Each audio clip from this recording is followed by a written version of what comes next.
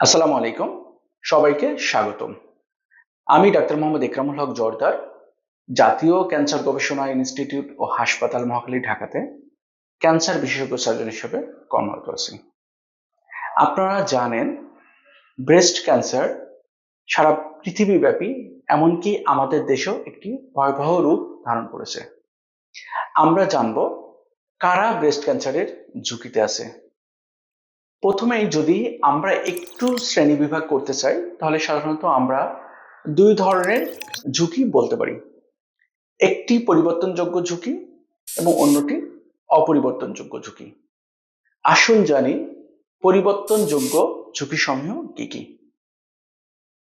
প্রথমেই যদি আমি বলি, তাহলে স্থূলতা অন্যতম পরিবর্তনযোগ্য ঝুঁকি। সাধারণত যে সকল মেয়েদের বা মায়েদের মাসিক বন্ধ হয়ে যায়, তাদের বিএমআই যদি 30-এর বেশি থাকে, তাহলে তাদের ব্রেস্ট ক্যান্সারের ঝুঁকি অনেক বেড়ে যায়।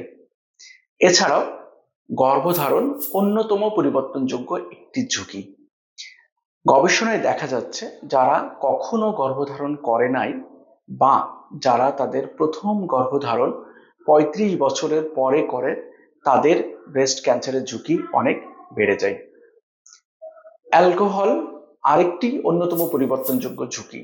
যারা অ্যালকোহল সেবন করেন, তাদের ব্রেস্ট ক্যান্সারের ঝুঁকি অনেক বেড়ে যায়। তাছাড়াও ধূমপান আরেকটি কারণ। ধূমপানের কারণেও সাধারণত ব্রেস্ট ক্যান্সারের ঝুঁকি অনেক বেড়ে যায়।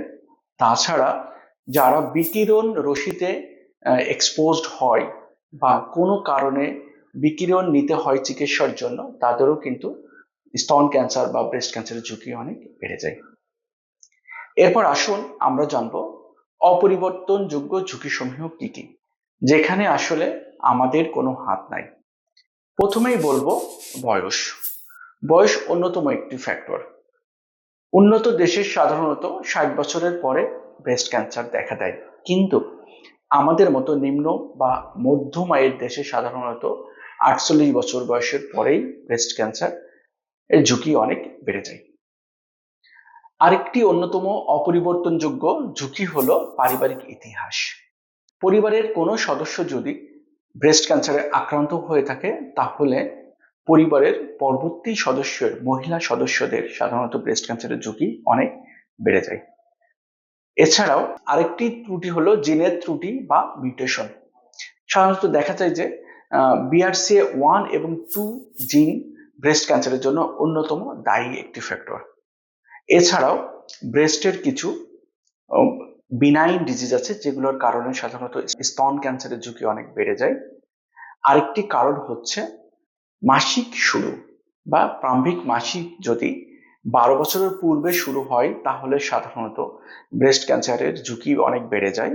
অনুরূপভাবে কোনো মায়ের যদি মাসিক দেরিতে বন্ধ হয়, একটি গবেষণায় দেখা যাচ্ছে 45 বছরের পরে যদি কারোর মাসিক বন্ধ হয়, তাহলে সাধারণত প্রতি 1 বছরের জন্য 1% হারে ব্রেস্ট ক্যান্সারের ঝুঁকি বেড়ে যায়।